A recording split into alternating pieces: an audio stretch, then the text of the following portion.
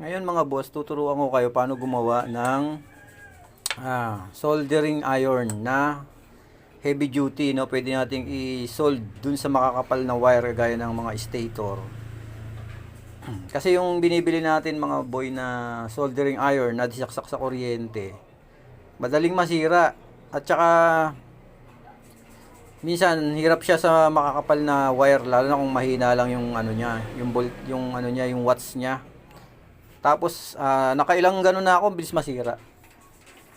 Ngayon tuturuan ko kayo paano gumawa ng heavy duty na pangmatagalan na soldering iron. So gamit lang itong glow plug ng sasakyan. Ito, glow plug yan ng sasakyan sa halagang 100 pesos. Ito naman ay luma na, no? Basta't umiinit pwede kahit luma. So madali lang to, no? Kailangan nyo lang ng aray ko.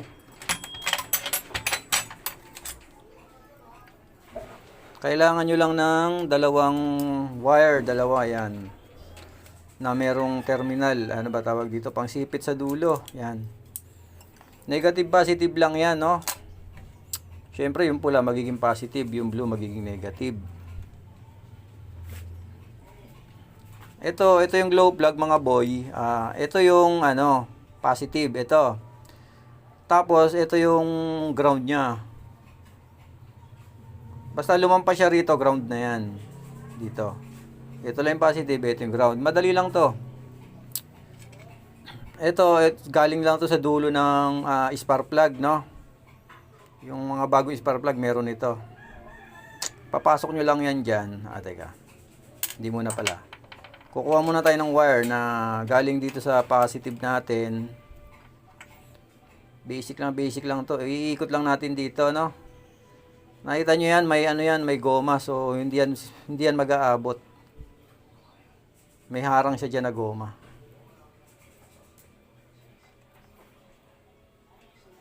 Tapos, higpitan lang natin yan, mga boy. Ito, sa gusto lang matuto ha. Kung sa ayaw, walang pilitan. Magtiyaga kayo dun sa disaksak nyo na, ano, na soldering. So, naikabit na natin yung positive. Siyempre, itong negative, isasalpak naman natin dito. Kaya lang, babalatan ko lang. Kasi masyadong maiksi. Napaka-basic lang nito mga boy, pero paikinabangan nyo ng gusto.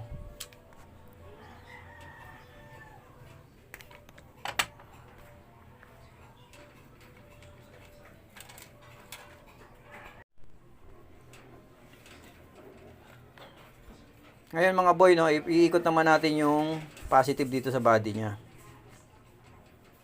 Inuulit ko para lang to sa gustong matuto. Doon sa ayaw, skip nyo na lang. Dito pinipilit. Ngayon mga boy, itong ano, ang silbi nito para pang extension to mamaya. So iikot lang natin to dito mga boy, no. Tapos nakita nyo tong kahoy na to, itong bakal na to mga boy, gawa ko lang to. Winelding ko yung dulo. Nakakasya lang to, yan. Yan, para maikot ko rin siya.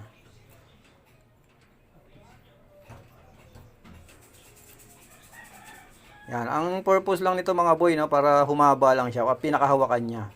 Tapos pwede niya na siyang balutan ng electrical tape. Ito. Ganyan lang yung ka-basic mga boy. So, ayan. Safe nito mga boy, no? Yan, ganyan lang kadali mga boy, no? Tapos lalagay na natin sa titestingin na natin sa battery. Ayan, makikita nyo yan. Mabilis uminit yan. Kaso parang tingnan ko lang yung battery ko kung malakas ka pa. Pag mahina na, hindi na agad iinit yan. So, gaya yung sinabi ko sa inyo, itong pula, positive. Yung ayaw, tamo, umusok agad, oh. Mamaya-maya, baga na yan.